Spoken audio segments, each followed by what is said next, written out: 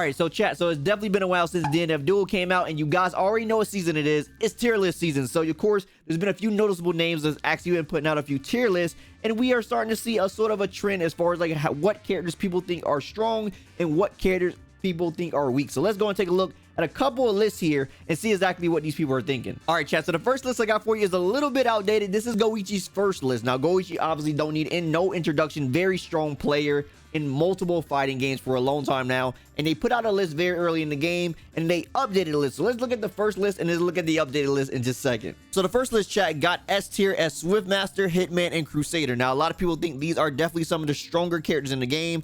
Swiftmaster, of course, on a tear as far as the amount of things this character can do. You know, with the charge wind attack, the negative edge charge wind attack, you get hit by that from full screen. Physical projectile, not even projectile, physical attack leads into 60-70% damage combos, and now people have found a way to get a guard break situation right after that as well, after that combo.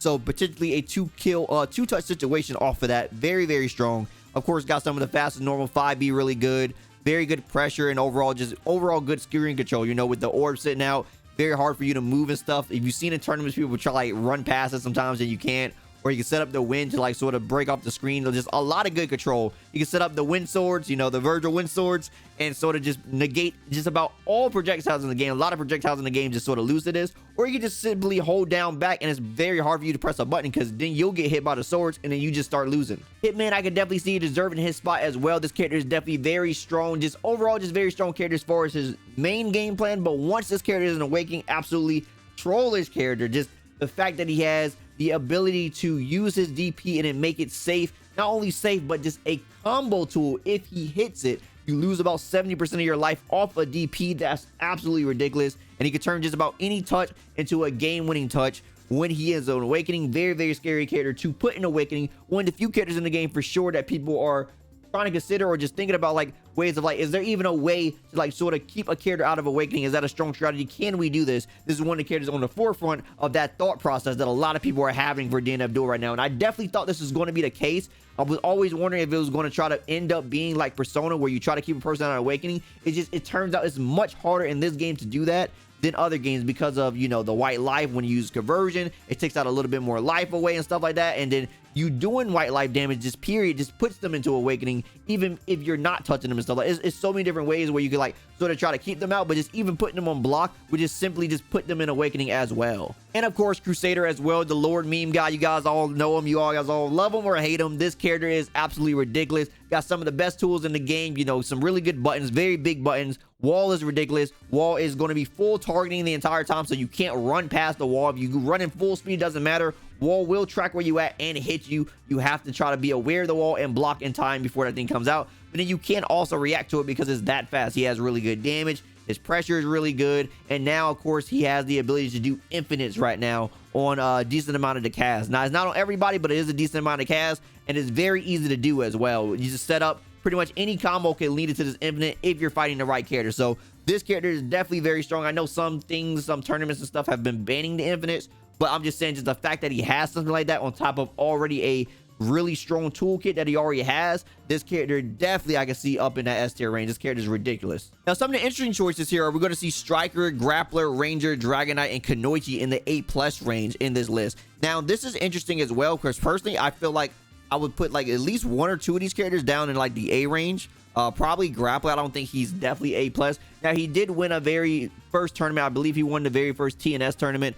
Person won that, and yeah, I think definitely within the first week this character was like, you know, obviously people are just learning the game, so the characters that are going to be a little bit more difficult to play are definitely going to be stronger later on. Like Swiftmaster, we already knew he was strong, but obviously he's just going to get stronger because he does have a little few things to lab and stuff like that. You know, he's not the most just pick up and play character. He is going to take a little bit more work, and overall time I just think, you know, people more figure out Grappler's playing. Now the reason why he's going to be just up in the upper tier, I feel like just period, is because he's a two-touch character. So you do get touched, he does hurt. It just, his neutral isn't the best. He just sort of has to flail neutral a little bit, and that sort of definitely make things a little bit hard for him. In A range, we got Troubleshooter, Berserker, Ghostblade, Launcher, and Inquisitor. Now this of course is on line with a lot of like people's thoughts. I honestly thought personally that Troubleshooter was a little bit stronger than like what people are putting him, but I can see some of these other characters as well. And Launcher, I know a lot of people don't feel too highly about this character. I know a lot of people like this character, like probably bottom 1, bottom 2, bottom 3, something like that.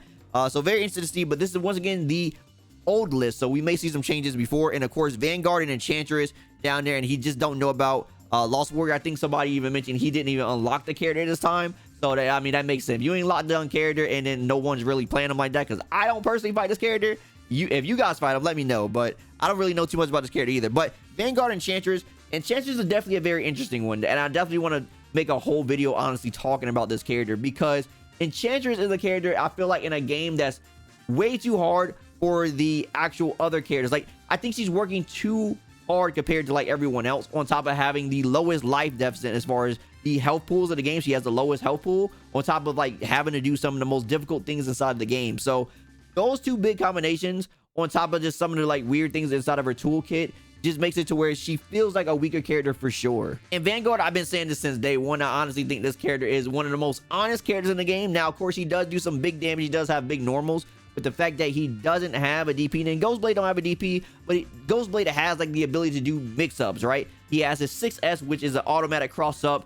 He can do like JB into JM, and then that like halts his momentum, and he can go for a high-low. So, you know, Ghostblade has ways to actually mix you up. Vanguard has none of that, on top of not having a DP. So that is a double negative for this character. Like I said, really big buttons, decent, good neutral, right? So he has the potential to guard break inside of Awakening, but no real grime and no DP definitely hurts this character for sure. So we've been talking about Goichi's list, and like I said, he definitely made an updated list, and this thing's a little bit funny, I'm not gonna lie. Look at it here.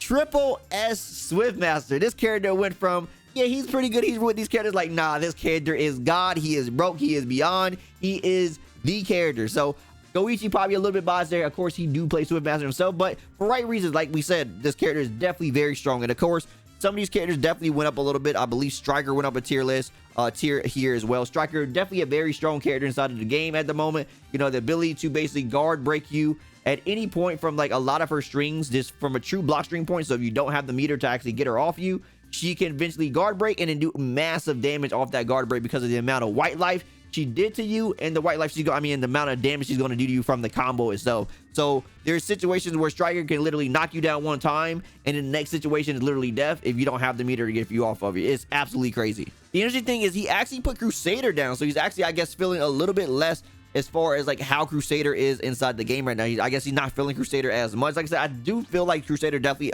a strong character. I honestly still feel like this character definitely deserves S. Very, very strong character. You know, he has a lot of plus frame. He has like his 5B is plus, his 2A is plus, the wall is plus. So he has a lot of ways to create plus frames for himself.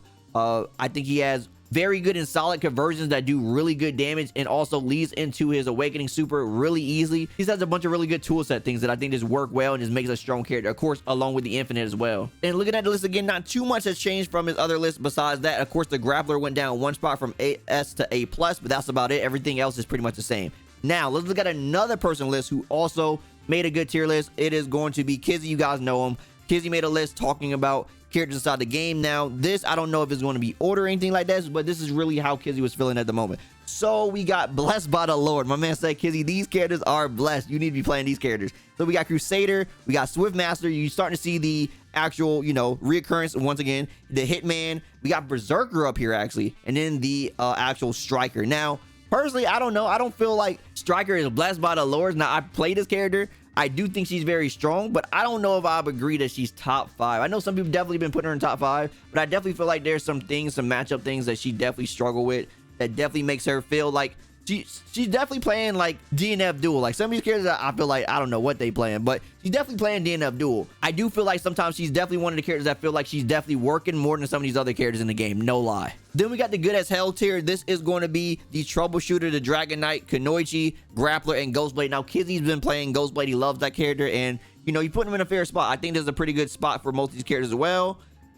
I think, yeah, Kunoichi and all these, yeah, this is pretty good. Grappler, I feel like is definitely a little bit more interesting because obviously the list that we just saw with the actual Goichi putting the character down. I feel like this character probably needs to be in the lower tier, but then again, he don't have as many tier placings as Goichi did, so maybe this is the correct placing for this character. I feel like, you know, now that I think about it, yeah, I think that is okay. You need to pray more. So we got the actual Lost Warrior, Ranger, and Enchantress. Now, I know a lot of people actually think Ranger is really good. Now, I've been seeing some people actually put Ranger in a top 5 position. They think this character is very, very strong, nice, and solid character.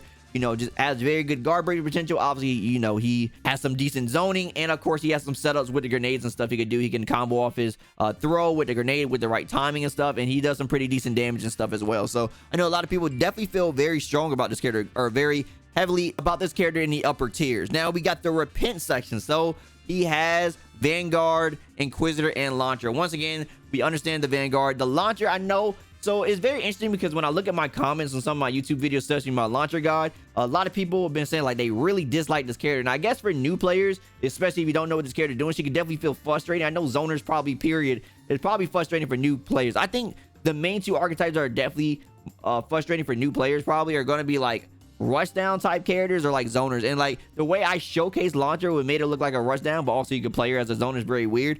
But yeah, I think that just, you know, for new players it may be a little bit weird, but this character I definitely feel like she is a little bit weak. You know, playing a character that's mainly a zoner where there's a lot of anti-zoning tools in the game definitely sort of shuts her down a little bit, and I think that definitely makes her a little bit weaker. I don't think her DP is the best as well, and of course there's some other problems that I think the character have that we really don't got to get into. But yeah, this character I think is definitely struggling a little bit. Now Inquisitor. Now I know people have definitely been talking about this character. Of course it feels very weird for her to have the lowest HP pool as Enchantress as well, you know, especially since she feels like one of the more honest characters in the game. She really don't do much. I mean, the will does about like 1.5 bars as far as the guard break damage, and then of course you have the actual Molotov toss. Her main pressure is just sort of like, you know, just doing block string Molotov toss, doing a block string Molotov toss. It's just like, it's a repeat block string and stuff like that. She can like do a little bit of things, like she could try to sneak in a throw from the command dash and stuff like that, or she can try to go into a cross up if you're mid screen. So she has a few ways to open you up and stuff like that as well. But for the most part, her main game plan, like the way her buttons work,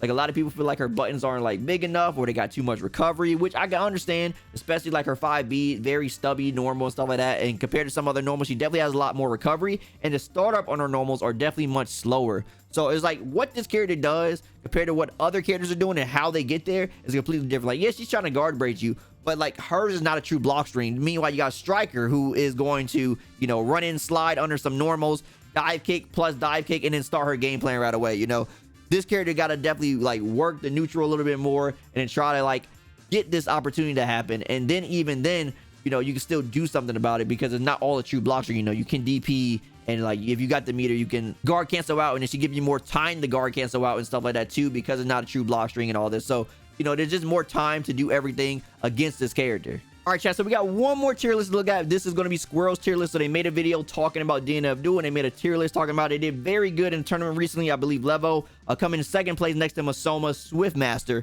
And so this is their tier list right here. We got Crusader, S tier.